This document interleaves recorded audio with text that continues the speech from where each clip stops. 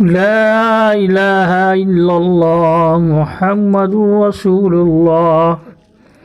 اللہ ایک ہے اور اس کے سوا کوئی معبود نہیں، اور محمد مصطفیٰ صلی اللہ علیہ وسلم اللہ کے رسول ہیں۔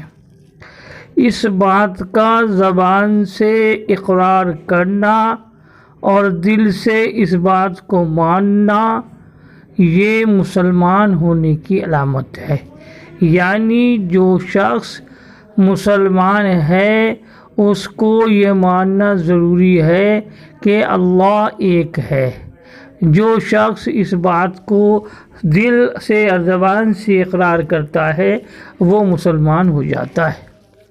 اور یہ تو مسلمان ہونے کی شکل ہوئی۔ اب مسلمان ہونے کے بعد کون سی شرائط ایسی ہیں کہ جن کو اگر نہ مانے یا کسی ان میں سے اس ایک چیز سے انکار کر دے تو وہ اسلام سے باہر ہو جاتا ہے۔ یعنی کہ میں ایمان لایا اللہ پر، یعنی یہ کہ اللہ ایک ہے اور اللہ ہی سب کا مالک ہے اور سب کا خالق ہے اور سب کا رازق ہے۔ یعنی پوری دنیا کو، پوری کائنات کو بنانے والا اللہ تعالی ہے۔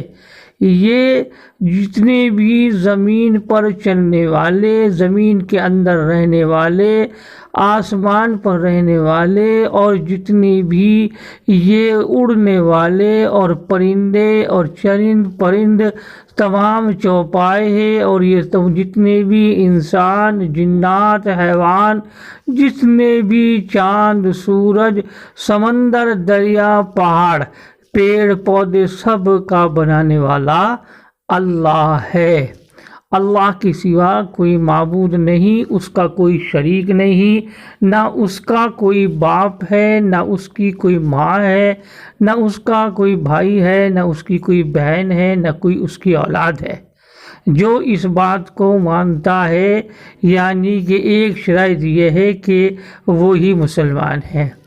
اور جو یہ چیزیں اللہ نے بنائی اور یہ فرشتے بھی اللہ نے بنائے ہیں جو اپنے اپنے کام پر مقرر ہیں، اللہ نے ان کو اپنے کام پر لگا رکھا ہے۔ اور یہ اللہ تعالیٰ نے آسمان سے یعنی کہ کتابیں اتاری، یعنی کہ فرشتوں کے ذریعے نبی پیغمبر کو جو بات کہلوائی ان کا اس کو جو شکل دی گئی وہ 4 کتابیں ہیں۔ ان کتابوں پہ بھی یقین رکھنا یہ مسلمان ہونے کی علامت ہے۔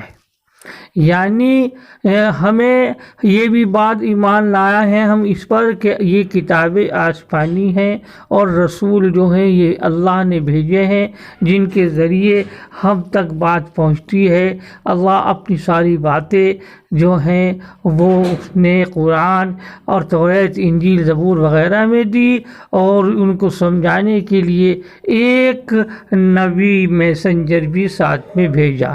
اس بات کا یقین رکھنا بھی ہمارے لیے ضروری ہے، یعنی مسلمان ہونے کے لیے ضروری ہے۔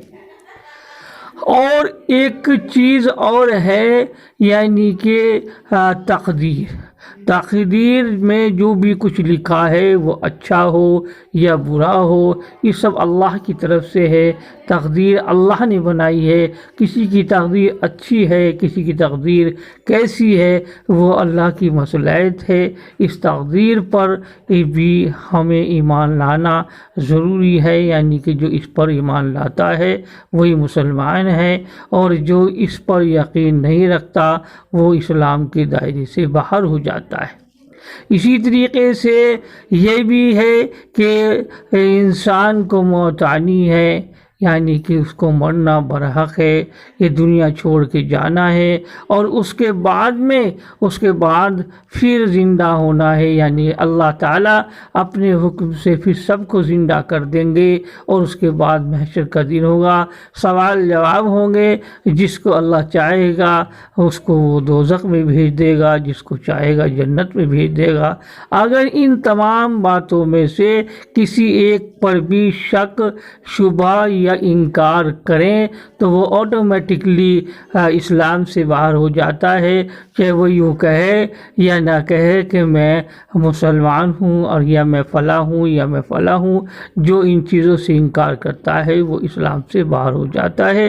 اس چیز کا ہم کو دھیان رکھنا چاہیے، اس لیے ہمیں روزانہ رات کو سوتے وقت بھی یہ کلمہ پڑھنا چاہیے، لا الہ الا اللہ محمد رسول اللہ، اور ہمیں صبح اٹھ کے بھی یہ کلمہ پڑھنا چاہیے، رات کو سوتے ہوئے بھی پڑھنا چاہیے، تاکہ نہ جانے کون سی بات ہم سے ایسی نکل جائے جو ہمارے اس دائرے سے ہم کو باہر پہنچا دے۔ اللہ تعالی ہم کو عمل کی توفیق نصیب عطا فرمائے، آمین ثم آمین۔